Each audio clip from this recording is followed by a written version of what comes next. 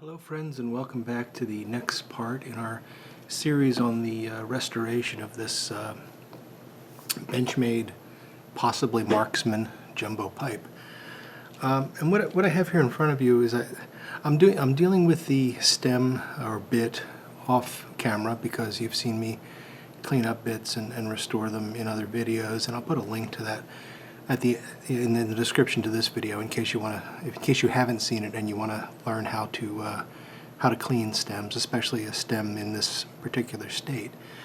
But I wanted to share with you, I have cleaned the internals of the stem, just the stem, and these are the pipe cleaners that I had to use. It took an enormous number of pipe cleaners to get this stem clean. I used tapered pipe cleaners, and the first few I could not even get them to pass through the stem. So this is the ebonite stem separated from the stummel. It was remarkably clogged and just filthy inside. I don't think this pipe had ever seen a pipe cleaner. So I just wanted to share that with you.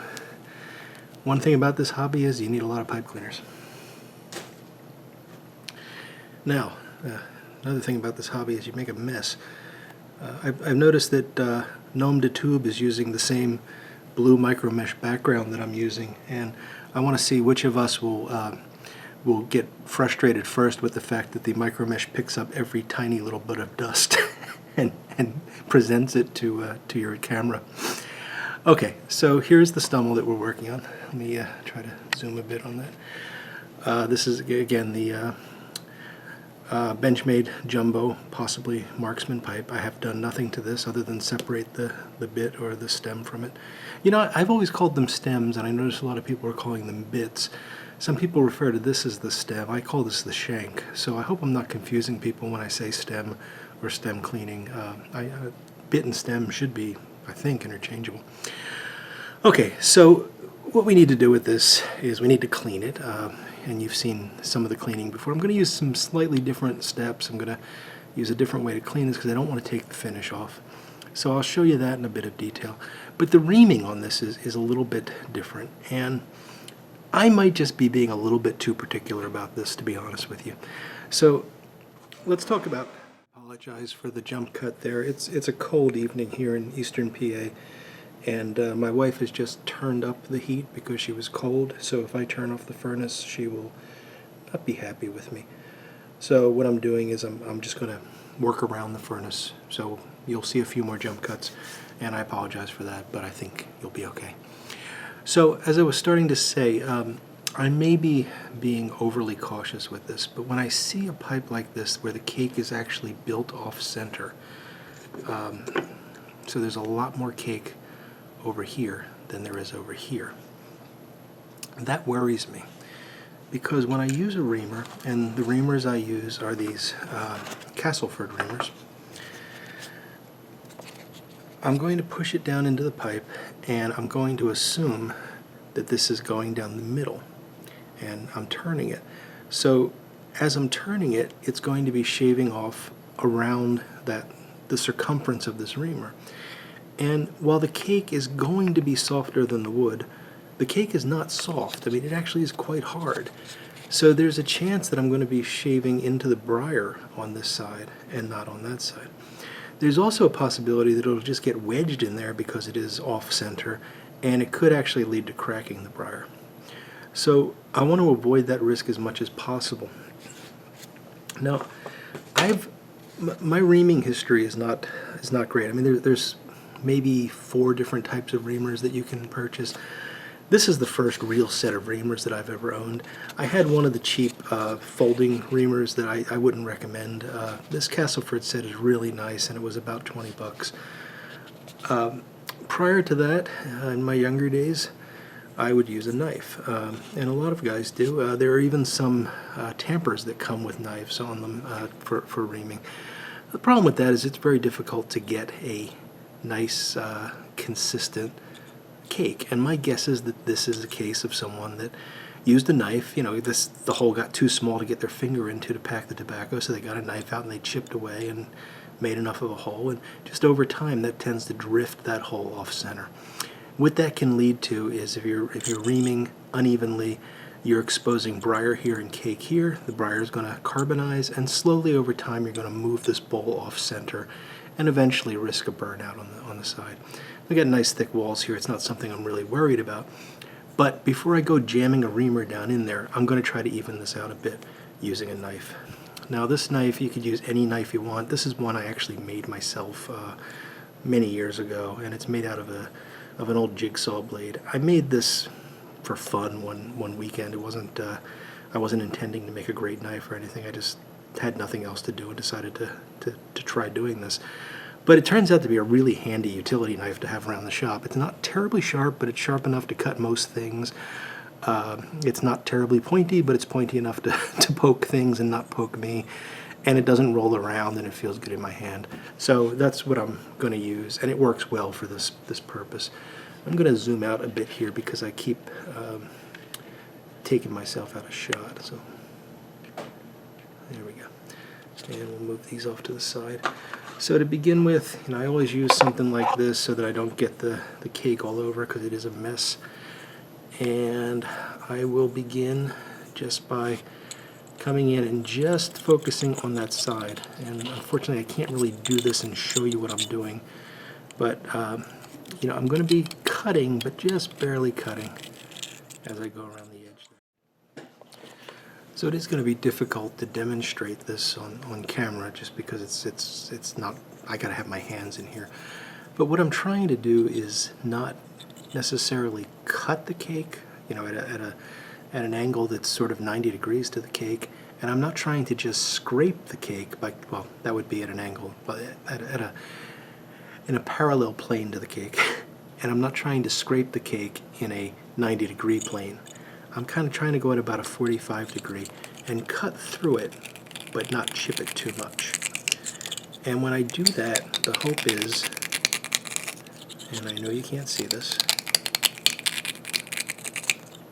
but I'm hoping that I'm going to be getting cake out that looks similar to what I get when I ream. So it's not big chunks. I'm not, carving it off. I'm just kind of gently scraping away the cake and attempting to recenter this. So I'm going to keep on doing that, not doing anything that's going to get me close to the briar, trying to avoid going on the bottom where I could possibly ding the briar on the very bottom and create an area that might lead to later burnout. I'm going to do a bit more of that, and then I'll come back after I have this hole recentered.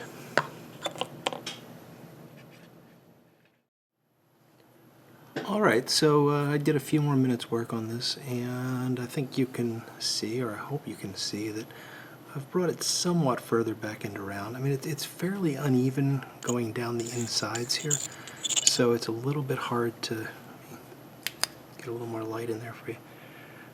But it is pretty much a straight shot down there now, with the exception of a little hump that's occurring just in here. But I'm not too worried about that. I think there's enough of a uniform circle now to guide the reamer. So I took out that much cake with the knife. It took me maybe 3 or 4 minutes to do that, and it may not be necessary, but I just like to do it for prevention, or as a preventative. Okay, I'm gonna just dump this so I don't get it all over my hands as we do the next reaming step. And now I'm going to use these Castleford reamers, and I think I've used these before, but I've used them before on video. I definitely have used them before. They're pretty easy to use. They come in 4 different sizes, and I've actually labeled mine with the size so I can, pretty quickly see which one I'm dealing with. They have a directionality to them, so the blade actually, let me see if I can zoom in a bit here for you and get you to see this. So the blade actually is angled in this direction. So what that means is, as these are turning, if you turn them this way, you're going to be reaming. If you turn them this way, you're just going to be pushing against the cake. So you always want to turn these in this direction, which would be a clockwise direction looking directly down. So the way I use these is I start off with the smallest one and see if it'll do anything. And yeah, this actually will catch a little bit of cake. So we're going to start with the small one. This is the 5/8. Yeah, 3/4 would be 6/8. Had to do a little quick mental math there. So we just push this onto the end. It's a little handle that holds it nicely. And I'm just going to go in there, and I'm not applying a lot of pressure, certainly not a lot of downward pressure. And I'm just turning this enough to get it to turn. Letting it get all the way to the bottom. And as soon as it starts to turn freely, I'm done. So I pull this out, and you can see that much more cake has come out. I neglected to bring a paper towel with me, so I'm just going to set this off to the side. I like to wipe these off before I put them back in the box, otherwise things get messy quickly. And now we'll go up to a 3/4. And we're basically going to just keep increasing the size until we get to the point where we're happy with the thickness of the cake. So how do we know we're happy with the thickness of the cake? You can see this is crumbling quite a bit. So this is not a nice solid cake that I could just shave down and leave. I want to get rid of most of this because it's just not a good cake build-up in my opinion.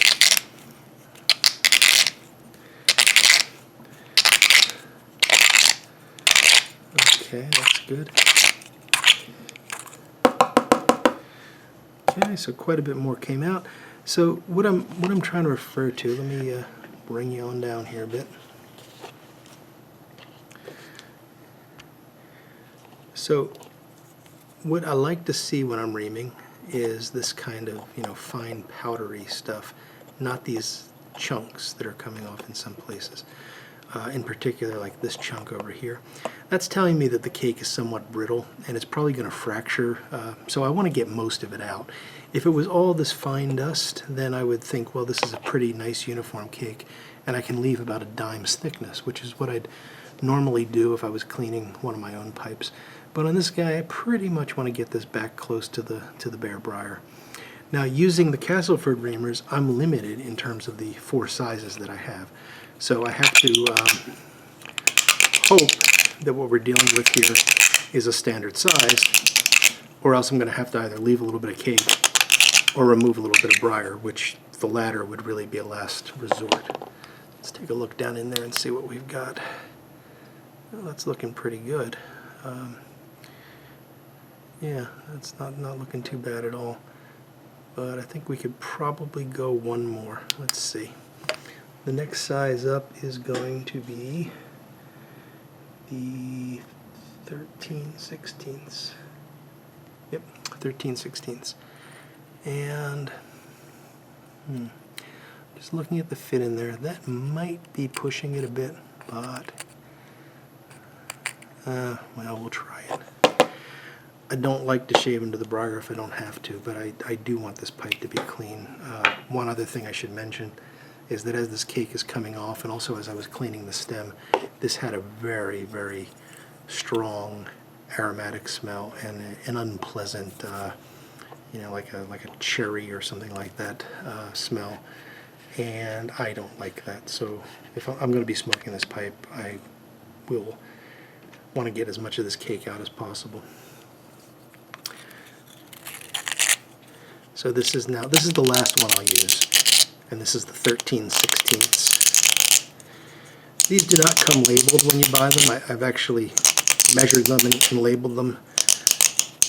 It's just convenient for me. I can note that this pipe was reamed to 13/16, and then when I'm cleaning it, I know that's where I have to go. Takes the guesswork out.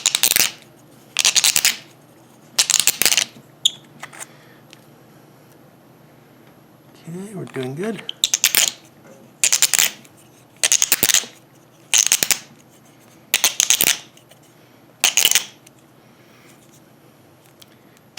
Sometimes it will get a bit stuck, and that's when sort of wiggling it back and forth, running it backward just a little bit can sometimes loosen that up for you. Let's take a look down in there and see. Yeah, you see we're coming to that ledge. We are getting to briar, which is nice. There's still a little bit of cake on there, so this is just about right. The problem is if you, let me get my finger down in there and check this before I tell you this is true. Yeah, I think we might have a bit of a conical bottom here. And if that's the case, we're going to have to live with a 2-step ream here because I don't have a conical reamer. So we'll see how much resistance this gives for the next couple of turns.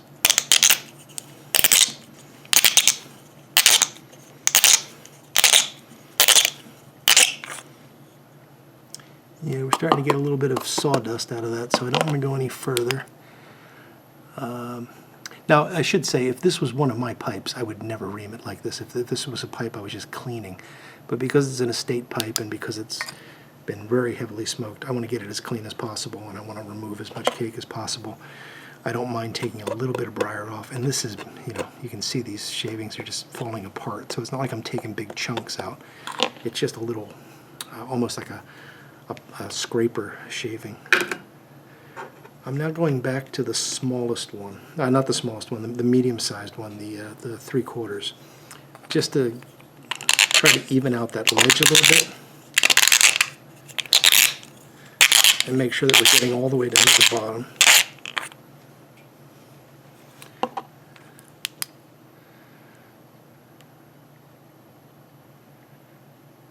I think we're looking pretty good. Sorry, I'm looking without showing you anything. Okay. Still a little bit of a ledge there.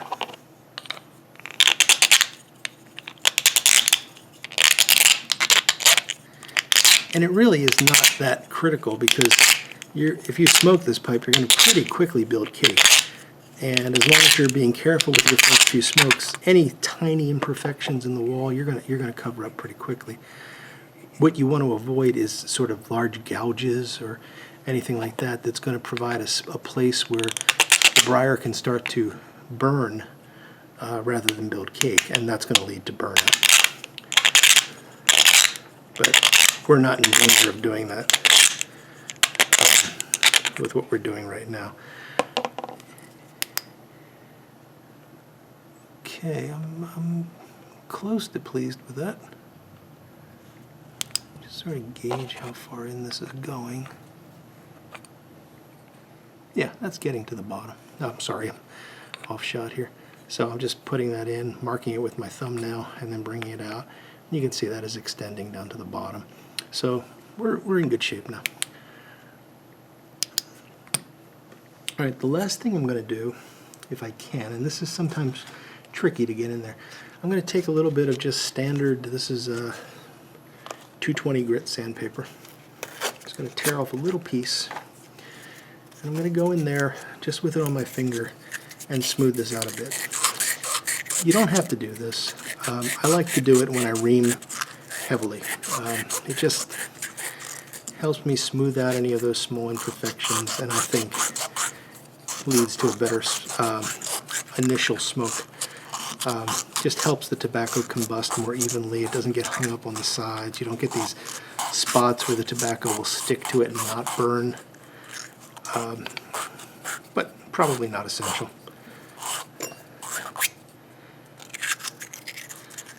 And the hard part is getting it all the way down to the bottom and still being able to turn it. I have dreams of making a little tool that'll, I can mount the sandpaper on and stick it down in there almost like a reamer. Actually, that's an interesting thought. I wonder if I could.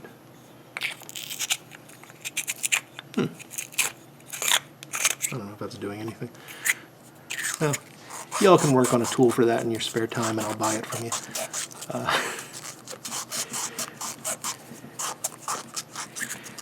So this is not going to